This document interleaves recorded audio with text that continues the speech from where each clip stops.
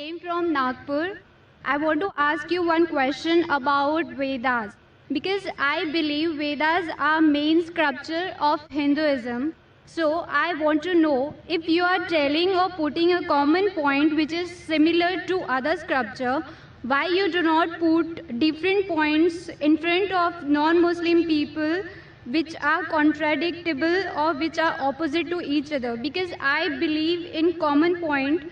As a being a Hindu girl, it is very important to know which are the common point and which are the different points in Hinduism scriptures. Sisters ask a very good question. She said that I quoted the Vedas, I did point out similarities. Why don't I speak about differences? And she wants to know the similarities as well as differences. Sister, if I can give a talk on similarities between Islam and Hinduism for a few hours, I can give a bigger talk and a longer talk on differences between Islam and Hinduism. But the reason I chose to speak about similarities, because that is the advice given by my Creator Allah subhanahu wa ta'ala in the Quran, in Surah Al-Imran, chapter number 3, verse number 64, which says, Kul ya ahlal kitab, say, O people of the book, ta'alaw ila kalimatin sawa'im bayna bainakum, come to common terms as between us and you. Which is the first term? Allah na'budu illallah, that we worship none but Allah. Wala nushrika bihi shay'an, that we associate no partners with Him. Wala yattakhidha ba'duna ba'dan arbabun min dunillah, that we erect not among ourselves lords and patrons other than Allah. Fa in tawallaw, if then they turn back, faqulu shadu, say ye bear witness, bi anna muslimun, that we are Muslims bowing our will to Allah subhanahu wa ta'ala. This verse of the Quran shows us a way how to speak with different kinds of people. Come to common terms as between us and you. Which is the first term? The most important term is Allah na'budu illallah, that we worship none but one Almighty God. Regarding differences, sister, I can give a talk for hours together about differences. Not that I can't, but it will bring animosity. Maybe it will hurt the feelings of someone. That we may be forced to do during a debate. When there is a debate, for example, I had a debate with a person by the name of Dr. William Campbell. Have you heard that talk, sister?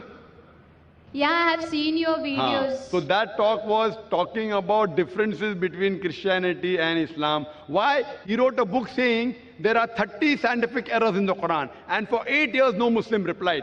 In USA, it became a hot seller. So the students of US, they called me and we had a dialogue. The topic was Quran and Bible in the light of science. Whatever allegations they had against the Quran, I replied to all. I posed 38 points from the Bible, which is against science. He could not reply to any. So in a debate, I may have to do that. If I have a debate with a Hindu scholar who says that Vedas are completely with science, so then I can talk about the unscientific things. But if I talk about differences, maybe you may feel offended. So if you want to go on a higher level, surely you can ask queries at IRF. We'll give you all the things. But in public, I personally don't want to talk about contradictions unless someone forces me. Not that we aren't aware. But if you know the similarity, what I'm telling you, let us agree to follow what is common. So what I tell the people, what is common in the Vedas, in the Bible, in the Quran? Let everyone agree that at least one book is the word of God. Hindus will say, Veda is the word of God. Christians will say, Bible is the word of God. Muslim will say the Quran is the word of God. I tell them a thing which everyone wouldn't mind agreeing. Let us agree to follow what is common.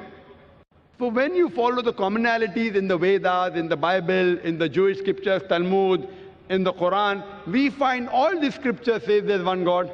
All the scriptures say the last and final messenger is Prophet Muhammad, peace be upon him. So I'm asking you, sister, why don't you believe in one God? I want to ask you the question, sister. Do you believe there's one God? Yeah, I believe in one God. Do you believe, sister, that the last and final messenger is Prophet Muhammad, peace be upon him?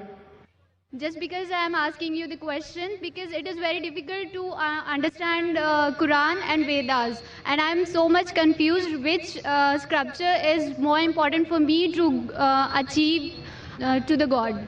I mean, to worship to the God. Have you heard my lecture on similarities between Islam and Hinduism, or Muhammad Sallallahu Alaihi Wasallam in the Hindu scriptures? Have you heard that? Yeah, I have heard. Do you know that your scripture says that the last and final messenger is Prophet Muhammad, peace be upon him? Yeah. Do you know that? Yeah. So do you believe Prophet Muhammad is the messenger of God?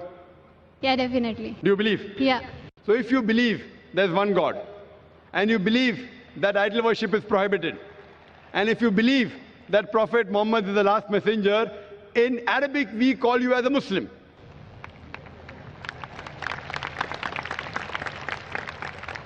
Sister, do you believe in one God? Yeah, I believe in one God. Do you believe there's no idol worship? Yeah. Do you believe that Almighty God has got no images? Yeah. You believe that? Yeah. And you also believe that Prophet Muhammad is the messenger of God. So what you have entered, you may not have gone very high, but by saying this, that there is no God but Allah, and Prophet Muhammad is a messenger, you indirectly become a Muslim. Muslim means a person who submits his will to God. So do you submit your... But I am indirectly Muslim, no? If Vedas telling the same thing and Quran telling the same thing. So Yes. which... If you're indirect also, no problem. Indirect also, you're most welcome. Whether you come direct or indirect, we welcome you, sister. Now, you know what is common. Now, if your Veda says that the last and final messenger is Prophet Muhammad, peace be upon him, and you have to follow him. So by following Prophet Muhammad, you're indirectly following the Vedas also. Then you have to find out what did Prophet Muhammad say. Then you have to read the hadith. But slowly, slowly. So now you're in nursery, then junior KG, then senior KG, then first standard, then you'll reach standard 10. But have you taken admission, I want to know. That do you agree that you're a Muslim? Muslim means a person who submits his or her will to God.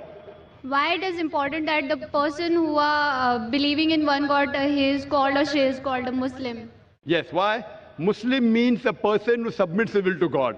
And the first important creed to submit your will to God is believe there's one God, believe there is no idol worship, and believe Prophet Muhammad is the messenger. If you say this, that means you have agreed to submit. And then it takes time. Then you go to standard 1, then slowly you may know what is required about fasting, about charity, not to rob, not to steal. All this comes later. But do you agree to submit your will is important. And do you agree to follow the teachings of Prophet Muhammad is important, what I want to ask you, sister. Yeah, I agree. So would you like to say the Shahada?